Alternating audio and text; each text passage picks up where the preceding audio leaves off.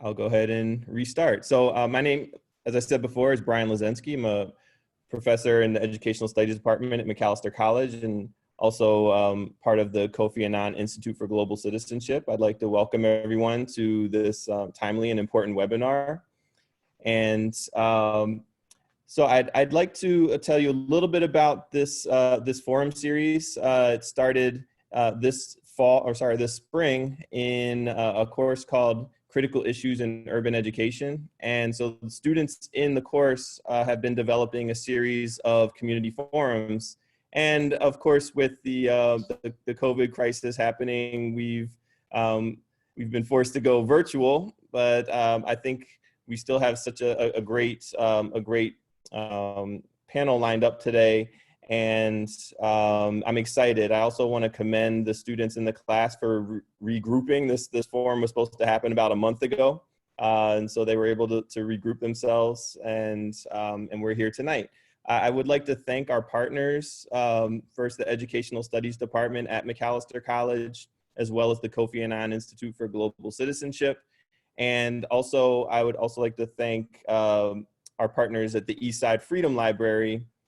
And this forum, if we were in person, would have been held at the library, but I still want to send a deep thank you to them. And so I am going to turn it over to our students who are hosting and facilitating this forum. So Long, take it away. Cool. Thanks for everybody to join this timely forum. And my name is Long. I'm a sophomore. And today our forum series is called Lowering the Stakes. How can we reimagine assessment? And just first briefly introduce our small team. Yeah, we're from, we're from Educational Studies course called Critical Issues in Urban Education, and we're particularly interested in reimagining and assessment and standardized test. So I'll start with a brief introduction of the standardized test in the United States, in Minnesota, and then we'll jump into the forum discussion, which will be wonderful.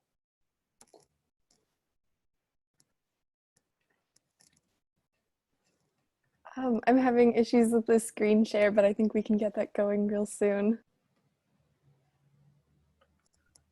Cool. I think I can just start it right now. And standardized testing have a pretty long history in the United States. And it first started in the 1840s, like formal written testing started to replace oral examinations, and school changed their mission and focus from servicing the elite to educating the masses and serving for a wider public. And in the mid 1800s, Boston school reformers first introduced standardized testing to Boston schools. And the new test aimed at providing a single standard by which to judge and compare the output of each school. And the standardized program was quickly adopted by school systems nationwide. And in the year of 1914, the director of training school at the State Normal School at Kansas, Frederick J. Kelly, created the earliest known published multiple choice test.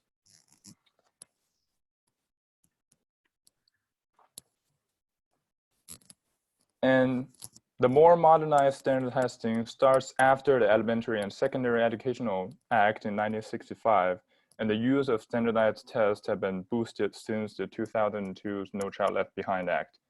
And along the industrialization and technological revolution happened during the 20th and 21st century, technological advances like scantrons have been invented, and with the presence of college entrance exams, the industry of standardized testing have matured and permeated through all levels of education. As a result, test scores have been more and more critical to students as they decide for their college admission, and the SAT and ACTs are usually high stakes testing. And furthermore, the results of some tests could also influence educators, schools, or districts' administrative decisions. Also, these standardized testing are aimed at holding schools accountable for students' learning and performance and making sure all students are getting a quality education. The reality of the test however, sometimes can't live up to these goals. And after the No Child Left Behind Act passed in 2002, the result was not very positive. The US slipped from 18th in the world in math on the Program for International Student Assessment, PISA, to 31st place in 2009, and with a similar drop in science, but no change in reading. And also trends in international mathematics and science study, TIMSS data collected in 1995 throughout to 2015 show that the United States is behind many other developed countries in math and science test scores. And just as mentioned by James Pelagiro, the problem is that other purposes of assessment, such as providing instructionally relevant feedback to teachers and students, get lost when the sole goal of states is to use them to obtain an estimate of how much students have learned in the course of a year. And also, it's also important to learn how Minnesota testing is developed for its own standardized testing. And public school students from grade 3 to 6 in Minnesota must take Minnesota Comprehensive Assessment, which is called MCAs. And students in grade 9 should also take a writing test when available. Students in grade 10 should take the reading MCA, and grade 11 to take math MCA. And there's also a bunch of other tests called cognitive ability tests, which serves for identifying advanced learners. And for English language learners, there's also assessments like Minnesota Test of Academic Skills and Access Test. And speaking for the more recent news, one of the problems that had emerged since recent years was the increasing standardized test opting out rate. While the opt-out rate for elementary school students is not that high, it is increasingly normal for students to opt out in high school reading and math tests. In some districts, the math MCA opt-out rate could be as high as 50%. And the problem is when opting out reach a certain level, the usefulness of test score data becomes a serious question. And indeed, it is more discussion than whether opting out is a good choice.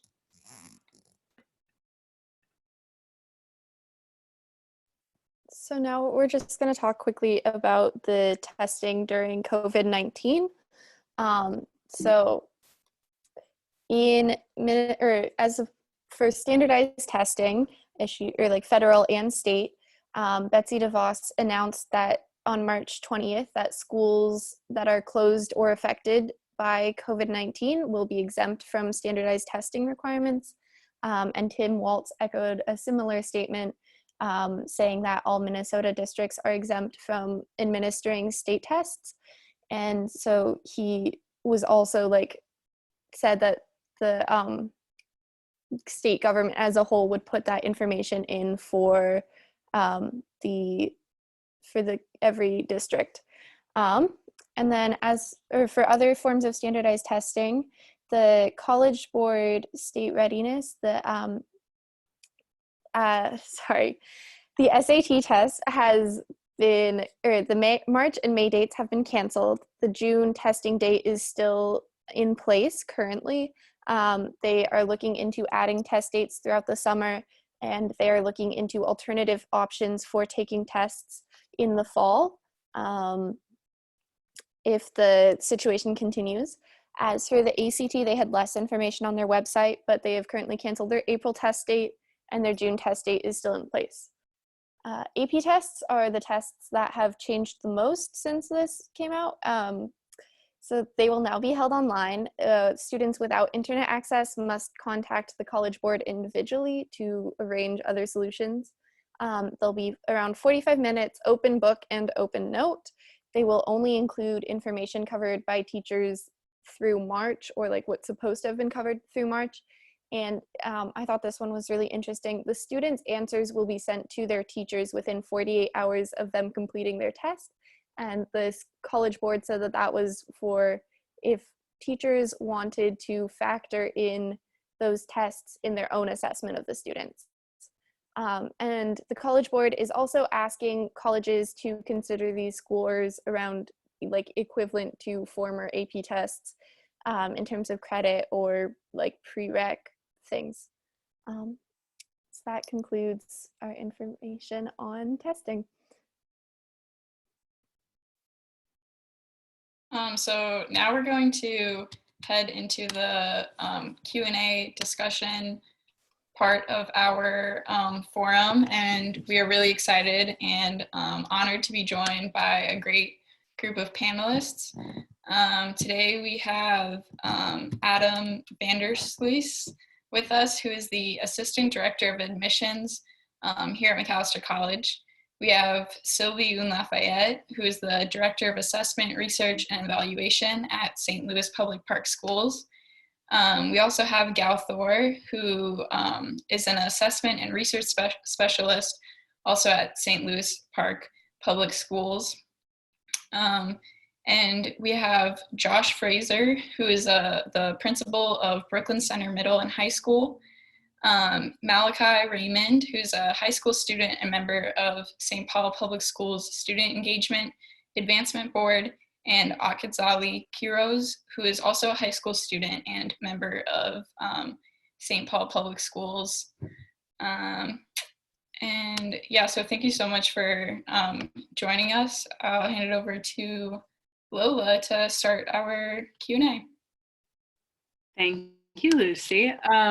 I just wanted, first and foremost, for our little forum group, the students here, if they could give a little wave, the group that organized this, because we didn't get to do that before, just so you guys know who the panelists are.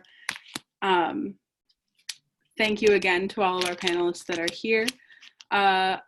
For our attendees, just so you know, you are able to submit questions to our panelists via the Q&A button at the bottom of your screen. We will try to address those at the end of our discussion. Thank you all for coming tonight. Starting off the conversation, I'm wondering if our panelists can speak a little bit to the current situation. Since it's especially topical right now, our question is, what does testing being canceled in this current environment say about the importance of testing? And anyone who would like to start us off is welcome to.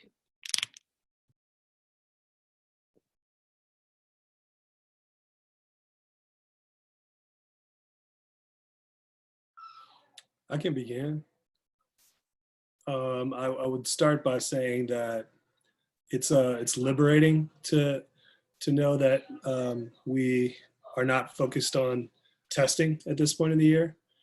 Liberating in the sense that even thinking about trickling down assessment all the way to what we're focused on in terms of grades right now, and being able to rethink what that means in terms of because the whole purpose of assessment is the feedback process and the learning process that students and teachers have alongside each other. And so taking some of those things that we question, why are they the way they are, and who benefits and who's harmed, we have an opportunity to rethink. And so it's kind of exciting, and it's creating some really productive, for my setting, it's creating some really productive decisions, not only for the short term, but also for the long term, and what high stakes testing means, and then also what day-to-day grading and assessment means.